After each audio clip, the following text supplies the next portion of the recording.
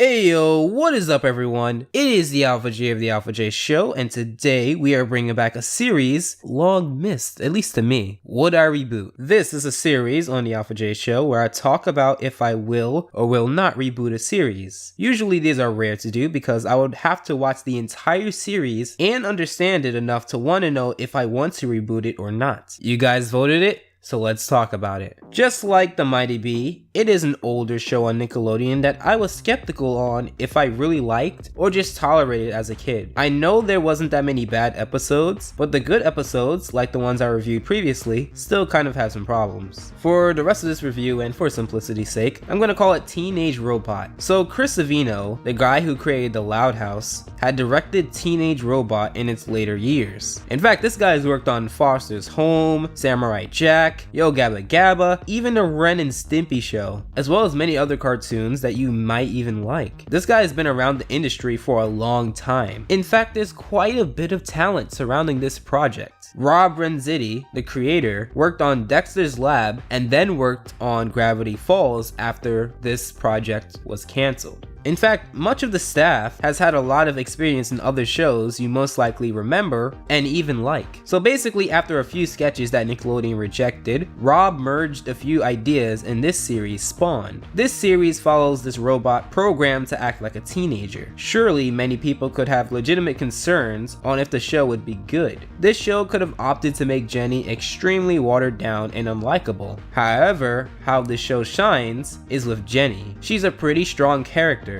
and I think a large part of that is her ability to deal with both superhero and human aspects of life. Whether she's fighting a group of bad guys, trying to find a prom date, defusing a bomb, taking her newly found sisters to a picnic, or dealing with her mother/creator, her core character seems strong and for the most part, the same. The worst her character does is treat a human problem with a superhero solution, or arrogance, which plagues a lot of prideful characters. Her character is unique in the sense that she is not a superhero who has to keep her identity a secret. However, because adults are idiots in this world, it does lead to some debatably ignorant problems. With episodes like some of the very first, Raggedy Android comes to mind, she's faced with trying to integrate into society. We also have episodes like Trade Show Showdown, where Jenny is treated like any other robot, her mother/creator, Dr. Wakeman, showing her off to other doctors or professors who could care less. But on the other side, you have the sister episode, Saved by the Shell, where Jenny is treated like the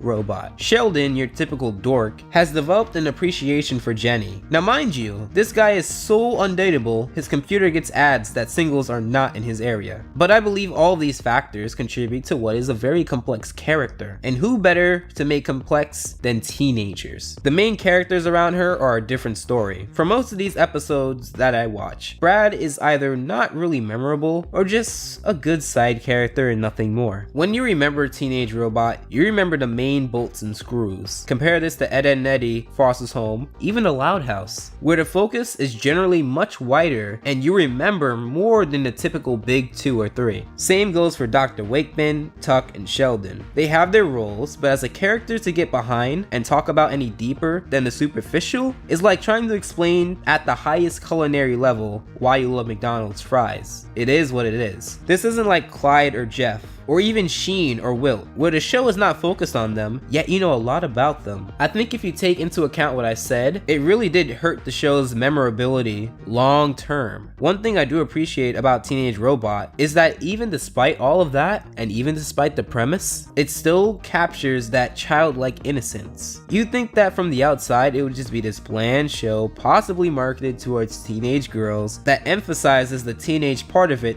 too much. Maybe it's just me, but it does come close towards that direction, and to some of you, it might have hit that with episodes like Humiliation 101, where Jenny freaks out because her mother's coming to speak about her extensively. On one hand, it does uniquely dive into the topic of being a robot first and a teenager second. As a machine, Dr. Wakeman designed her for a purpose. If not, she probably wouldn't have created that concept 9 times. Or 10. Do you consider Jenny being as close to being a human as humanly possible? In my opinion, sans the superhero stick, yes. So would I reboot my life as a teenage robot?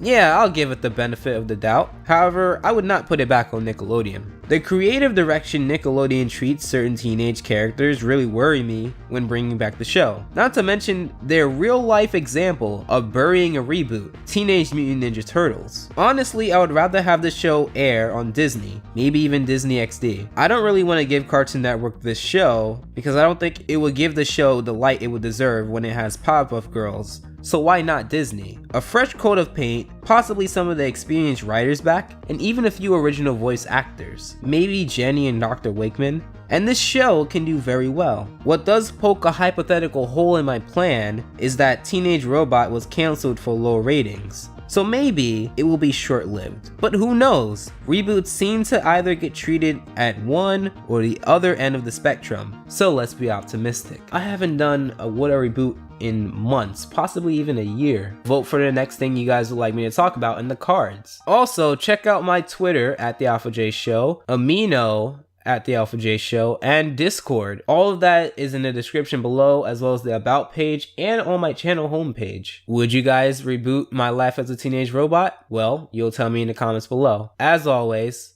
I hope your time is well spent, and Alpha out.